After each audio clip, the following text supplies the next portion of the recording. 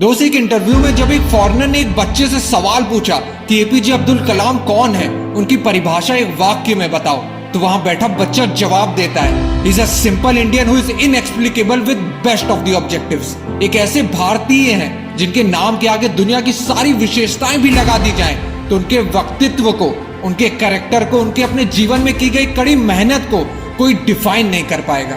नमन है ऐसे इंसान को जिनका जन्म तो गरीब परिवार में हुआ, पर उनके सपने किसी पैसे के मोहताज नहीं थे। जो 1 घंटे फ्री ट्यूशन पढ़ने के लिए 3 बजे सुबह उठ के नहा धो के 4 बजे अपने टीचर के घर पहुंच जाते थे। जिनके पास सपनों के नाम पे बस देश के लिए कुछ कर गुजरने की चाहत थी और दौलत के नाम पे बस किताबें।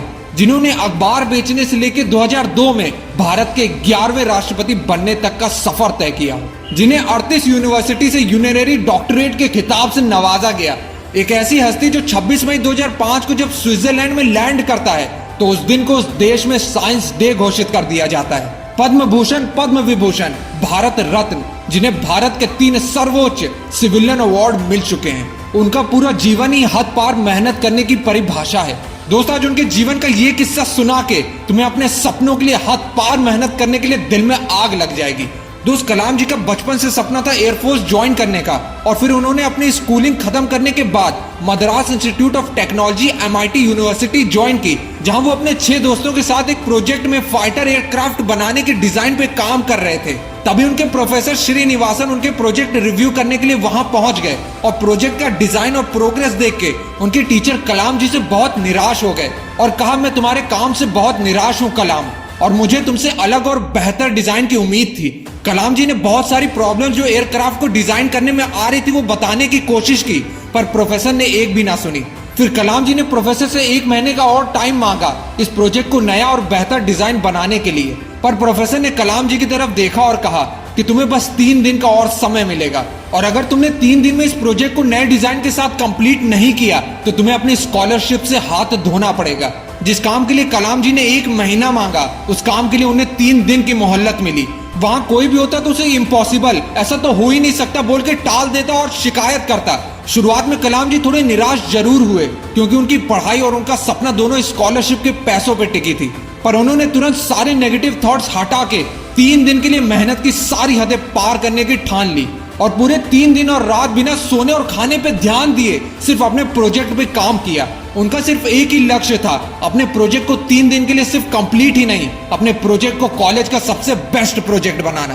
और 3 दिन के बाद जब प्रोफेसर ने कलाम जी का प्रोजेक्ट देखा तो वो एकदम शॉक्ड हो गए और खुशी से कलाम जी की पीठ थपथपाई और कहा कि मैं जानता हूं कि 3 दिन का टाइम दे के मैंने तुम पे बहुत प्रेशर डाला, लेकिन मैं जानता था कि तुम में काबिलियत है। बस ये देखना चाहता था कि तुम में मुश्किल वक्त को सहने की क्षमता है या नहीं, और तुमने खुद को साबित कर दिखाया। दोस्त, कलाम जी कहते थे, one who breaks the limit of their imagination और the one who create history. Imagine the impossible. अपनी सोच की कोई सीमा मत रखो, तुम असंभव भी कर सकते हो। मनुष्य को जीवन में कठिनाइयों का सामना करना पड़ेगा, क्योंकि सफलता का आनंद उठाने के लिए वो आवश्यक है। दोस्त, वो एक दिन था जब कलाम जी ने अपने कॉलेज प्रोजेक्ट में फाइटर एयरक्राफ्ट का बेस्ट डिजाइन बनाया, और ये खुद के सपनों पर विश्वास और कड़ी मेहनत ही थी। जब कलाम जी के जीवन में वो दिन भी आया जब 6 महीने की हार्ड ट्रेनिंग के बाद रियल Su-30 फाइटर प्लेन को उड़ाया और अपने बचपन के सपने को पंख लगाया।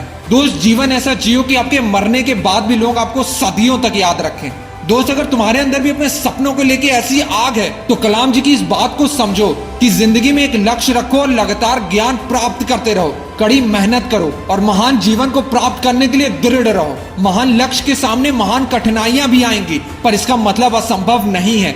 इसका सीधा मतलब है आपको कड़ी मेहनत करनी पड़ेगी, और तुम्हारी मेहनत ही तुम्हारे कल के सपनों की चाबी होगी।